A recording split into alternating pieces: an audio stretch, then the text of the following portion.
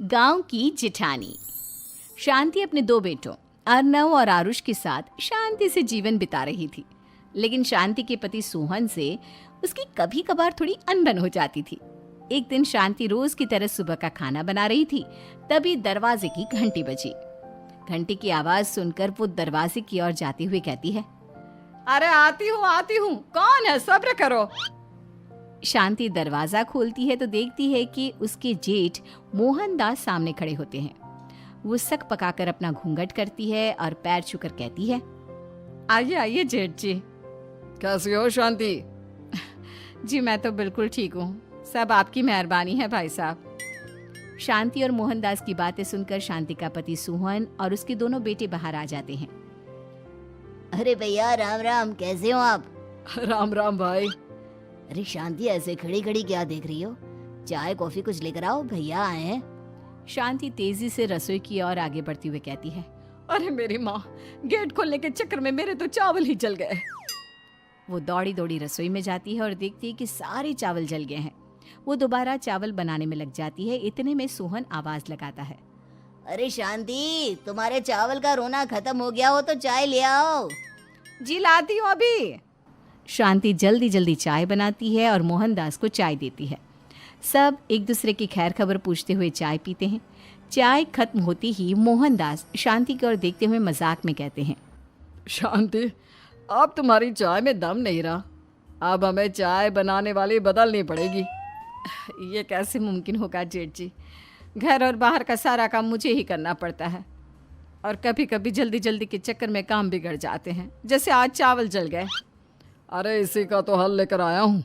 मैंने रिश्ता देखा है अर्नव और आरुष के लिए। दोनों लड़कियाँ बहुत सुंदर और सुशील हैं। अगर आप दोनों इजाज़त दें तो बात करूँ आगे।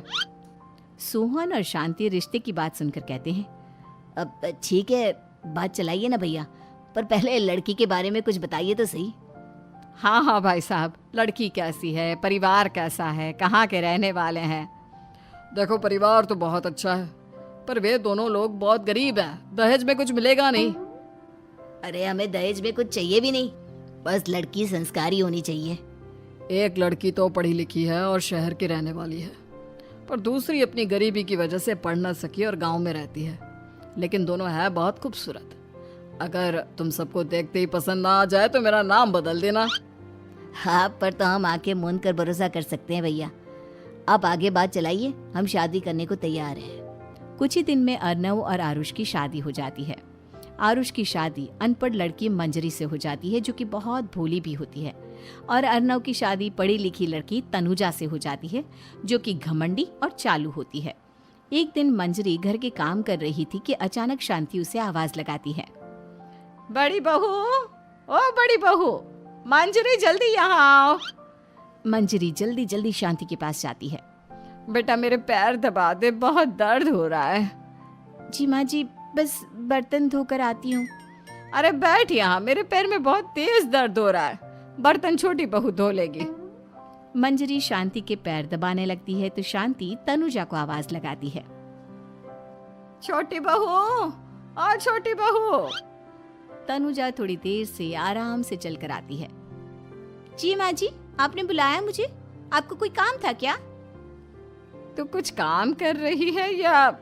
शांति की बात काटते हुए तनुजा बोलती है, कुछ नहीं माँ, फोन पर अपने घर पर बात कर रही थी। अरे बाद में बात करियो अपने घर वालों से, पहले जाके बर्तन धो ले।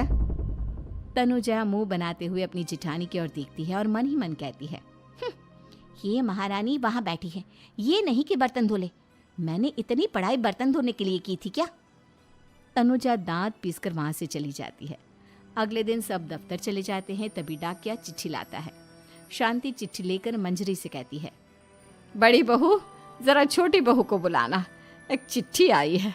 मेरी तो आंखें कमजोर है तो मुझसे पढ़ा नहीं जाएगा। मंजरी तनुजा के पास जाकर कहती है, तनुजा, तुम्हें माँ जी बुला रही हैं। मुझ पर हुक्म मत चलाओ, काम बताओ काम। अरे मैंने तुम पर कहाँ हुक्म चलाया, और हुक्म चला भी दूंगी तो क्या हुआ? तुम तो मेरी छोटी बहन की तरह हो ना। तुम जैसी अनपढ़, जाहिल और गांव की गवार मेरी बहन नहीं हो सकती। बेचारी मंजरी तनुजा की बात सुनकर अपना सा मुंह लेकर रह गई। कोई चिट्ठी आई है, माँ जी तुमसे पढ़वाना चाहती है, बस इसलिए बुला रही हैं।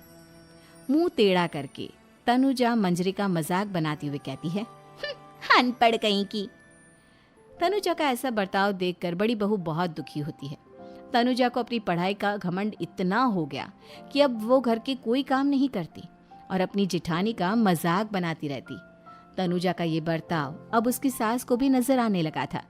एक दिन शांति ने अपनी बड़ी बहू से कहा, मंजरी, तनुजा हर समय तुम्हारा मजाक उड़ाती है, तुम्हें गुस्सा नहीं आता क्या?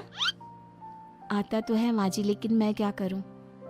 जब भी उसे कुछ बोलती हूँ वो और भी जली कटी बातें मुझे सुनाकर चली जाती है। मैं उसे अपनी छोटी बहन की तरह प्यार करती हूँ, लेकिन उसके दिल में मेरे लिए कोई इज्जत नहीं। बहू, तूने वो कहावत सुनी है, जुल्म करने वाले से ज्यादा जुल्म सहने वाला अपराधी होता है। मंजरी अपनी सास का इशारा समझ जाती है। वो अपनी देवरानी को सबक सिखाने की ठान लेती है और एक दिन शांति अपनी दोनों बहुओं के साथ बैठी थी तो शांति अपनी बड़ी बहू से पूछती है, अरे बहू, शाम होने को है, कुछ सोचा है क्या बनेगा खाने में? माँ जी, मेरे तो सर में बहुत दर्द है आज। मेरी प्यारी देवरानी ही कुछ अंग्रेजी खाना बनाकर खिलाएगी। सुना है पढ़े लिखे लोग अंग्रेजी खाना बहुत अच्छा बनाते हैं, क्यों तनुजा? इतना कहकर मंजरी अपनी सास की ओर देखकर मुस्कुरा दी। तनुजा अपनी तारीफ सुनकर बहुत खुश हो गई। इतने में शांति कहती है, ये तो सच बात है छोटी बहू, ये तो मैंने भी सुना है। हम भी पक गए हैं बड़ी बहू के हाथ का खाना खा खा कर।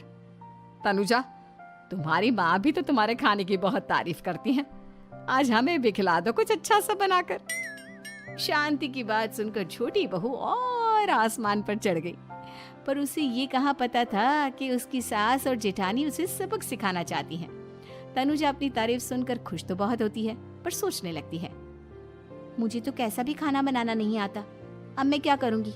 अगर मैंने इनको सच बता दिया तो मेरी सारी इज्जत मिट्टी में मिल जाएगी। अरे छोटी बहू, क्या सोच रही हो? खिलाओगी ना अपने हाथ का अंग्रेजी खाना?